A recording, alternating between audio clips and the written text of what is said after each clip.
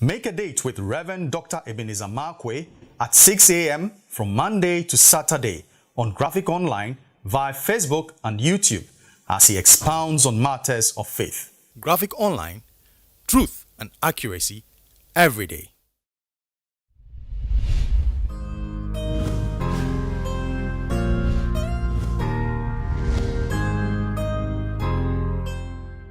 Hello, this is Reverend Dr. Ebenezer Markwei of Living Streams International, bringing you matters of faith with Graphic Online.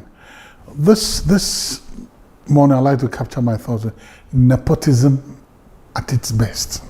1 Samuel chapter 13 verse 22, a powerful story over there. Now, I'm reading about the story of Saul, good man, he had come into the kingdom. And then the Bible says in the earlier verses, it says, in the whole of Israel there was no sword and there was no spear. But then chapter 13 verse 22 said, the only place where you can find a sword was in the house of Saul. So Saul the king and his sons had swords, but the rest of Israel didn't have swords. Oh, how? How can an army work without the tools or the ammunition or the armament they need to fight? And the only people who have it is the king and his children. I mean, this is very, very interesting. How do you even expect them to defend you when a war comes?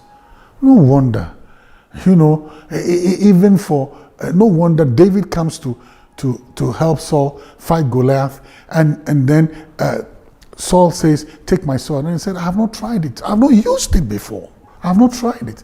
In 1 Samuel chapter 17, David said, I have not tried it. Because one way or the other, the king had succeeded in equipping his countrymen and his people and his family and his sons and his daughters and left everybody to their own devices. So in Israel, in a time of war, where is going to be the sword? No wonder when Jonathan met David, Jonathan gave David a sword. Jonathan gave David a sword. Because one way or the other, the king had not risen up to his responsibility of equipping the people. Isn't this what goes on? Isn't this what we see?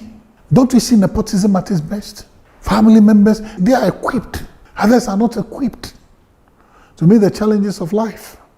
Only the king and his sons. What a tragedy. What a tragedy. Nepotism at its best. Why is it that leadership, sometimes leaders, we're so fixated with mine and mine and mine and mine alone? Whereas the ordinary people are languishing and they're suffering and they're going through all those other things that they shouldn't be going through. When it is in our means and it's in our power to equip them, when it is in our power to aid them also rise up, to educate them, to make them rise up, why is this so? Oh, human beings, when are we ever going to learn? You are King Saul, and you need to equip the people for your own defense and the defense of your legacy tomorrow. But guess what? Only mine and my sons and I, my daughters and I. Nepotism is the bane of sometimes African leadership. Nepotism is the bane. It is something that plunges a nation into unnecessary civil wars and all those things because people see it. People see it. Because the Bible wrote it that only the king and his sons had swords. People noticed it. And therefore, at a crucial time when Saul was giving David a sword, he said, I have not tried it. I don't know how to use it. I don't know how to use it. Nepotism at its best. It's a choice. Once we come into places of responsibility and places of authority and places where we are lifted up above ordinary men, we have a servant responsibility. We have a God-given servant posture to serve the people and to equip them and let them also rise up and fulfill their potential. That's what we can do. We can equip them with information. We can equip them with the necessary resources. We can equip them by even changing their mindset. We can equip them to rise up and also become giants like us. Anyway, nepotism at its best sometimes is a reality we have to face. Choices are ours. See you later.